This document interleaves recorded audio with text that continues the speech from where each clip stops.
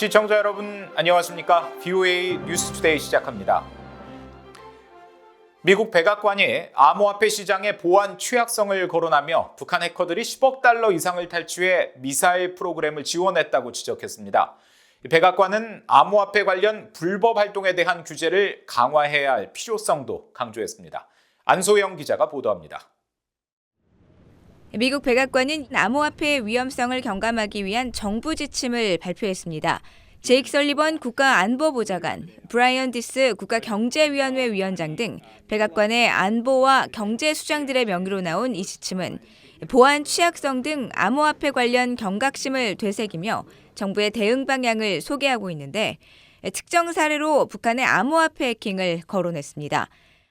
업계 전반에 걸친 취약한 사이버 보안으로 북한이 10억 달러 이상 탈취해 그들의 공격적인 미사일 프로그램에 자금 조달을 가능하게 했다며 암호화폐 위험 요소로 북한의 해킹 활동을 지적한 겁니다.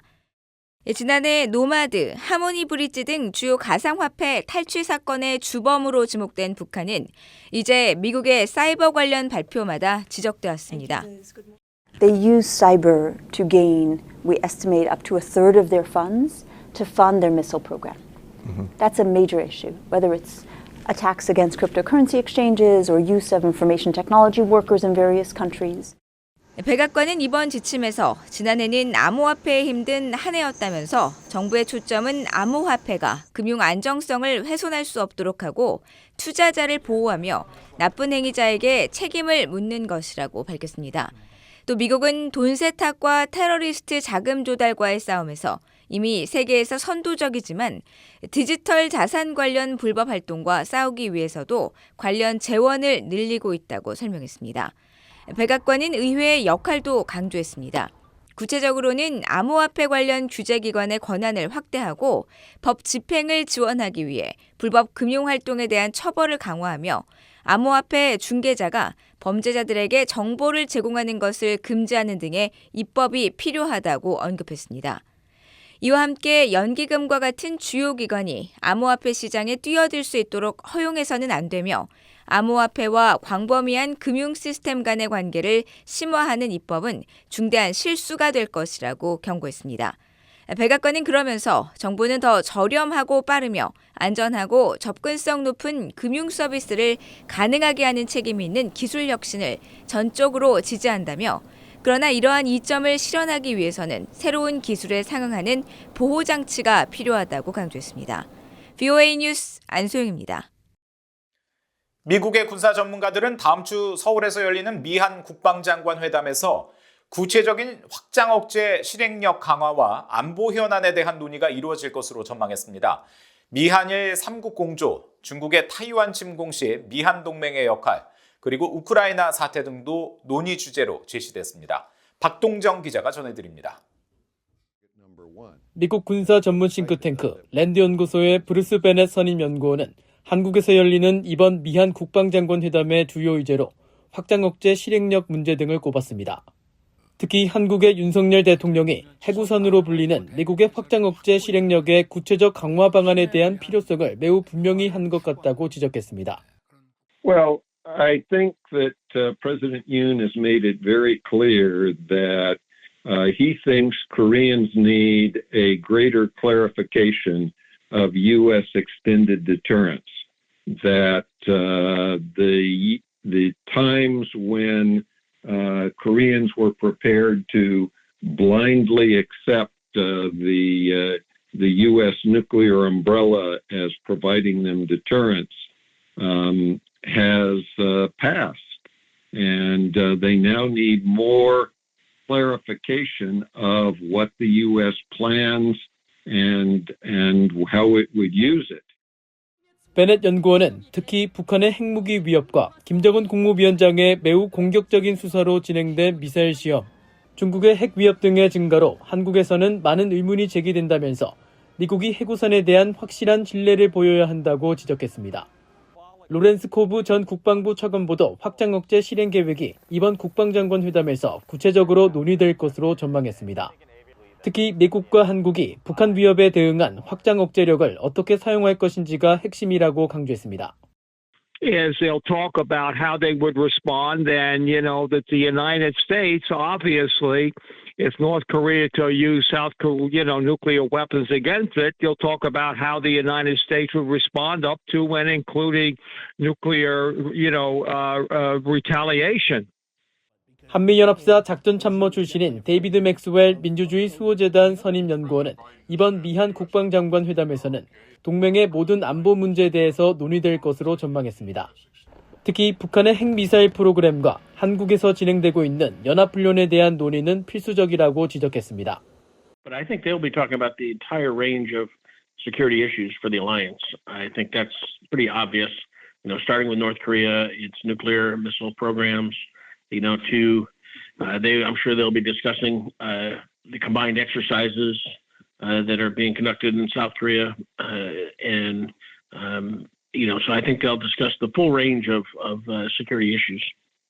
전문가들은 또 미한 국방장관은 북한과 중국의 위협에 대응하기 위한 미한일 3국 협력의 중요성에 대한 문제도 논의될 것으로 관측했습니다. 또한 러시아와 싸우고 있는 우크라이나군에 대한 지원 문제도 이번 회담에서 다룰 것으로 전망했습니다. VOA 뉴스 박동정입니다. 북한의 도발에 대응해 바이든 행정부는 강력한 대북 압박을 유지할 것이라는 점을 명확히 하기 위해 더 많은 일을 해야 한다고 미국 공화당의 영김 하원 의원이 밝혔습니다. 영김 의원은 27일 VOA와 전화 인터뷰에서 북한은 바이든 행정부에 관심을 끌기 위해 도발 수위를 높이고 있다면서 이같이 말하고 북한의 완전하고 검증 가능하며 돌이킬 수 없는 비핵화를 위해선 인권 문제를 개선하도록 압박하는 것이 필요하다고 강조했습니다. 금 의원은 이어 국무부 북한인권 특사가 6년 만에 지명된 것과 관련해 이 자리가 공석이 되지 않도록 하는 강력한 규정이 담긴 북한인권법 재승인 법안을 새 회기 재상정할 것이라고 밝혔습니다. 올해부터 유엔 안보리 비상임 이사국으로 활동을 시작한 몰타가 북러 간 무기 거래에 대해 깊은 우려를 표하고 해당 사안은 안보리 결의 위반이라고 밝혔습니다. 유엔 주재 몰타 대표부는 26일 북러 간 무기 거래 정황이 담긴 위성 사진이 공개된 데 대한 VOA의 논평 요청에 관련 무기 이전은 유엔 안보리 결의 17185 위반이라면서 안보리 대북제재위원회 전문가 패널이 관련 정황을 조사하고 보고하길 진심으로 희망한다고 밝혔습니다. 또 안보리는 관련 사안에 대한 혐의나 발견에 대해 적절하고 단합된 방식으로 대응해야 한다고 강조했습니다.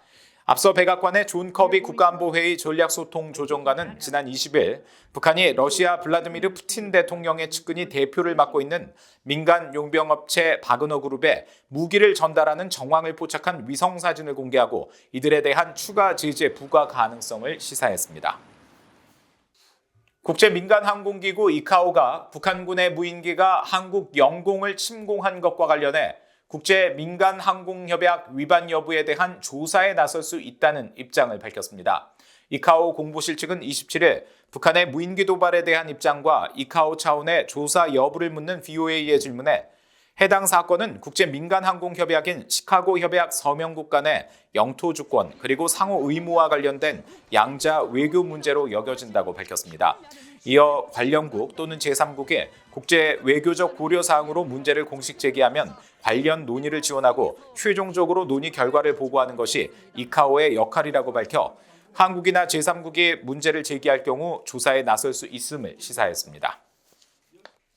신종 코로나 바이러스 대유행 직전인 2019년 자유를 찾아 북한을 탈출한 일가족 5명의 험난한 탈출 과정을 다룬 다큐멘터리 영화 유토피아를 넘어서가 올해 썬댄스 영화제 관객상을 받았습니다. 썬댄스 영화제는 27일 홈페이지를 통해 수상작을 발표하고 유토피아를 넘어서에 대해서는 북한의 압제에서 벗어나려는 가족들의 위험천만한 여정을 숨겨진 카메라를 통해 영상에 담아 관객들 대부분이 지금껏 보지 못한 새로운 세계를 보였다고 평가했습니다. 유토피아를 넘어서는 자유를 찾아 북한을 탈출하는 가족들의 험난한 과정과 이들을 돕는 한국 갈렙 선교회 김성훈 목사의 이야기를 담고 있습니다. 또 로베르타 코엔 미국 국무부 전 인권 담당 부차관보와 수미테리 윌슨 센터 아시아국장이 프로듀서로 참여했으며 탈북민 출신 인권운동가인 이연서 씨와 탈북민 구출을 지원하는 민간단체 링크의 송하나 대표 등이 책임 프로듀서로 이름을 올렸습니다. 이상으로 VOA 뉴스투데이 마칩니다. 시청해주신 여러분 고맙습니다.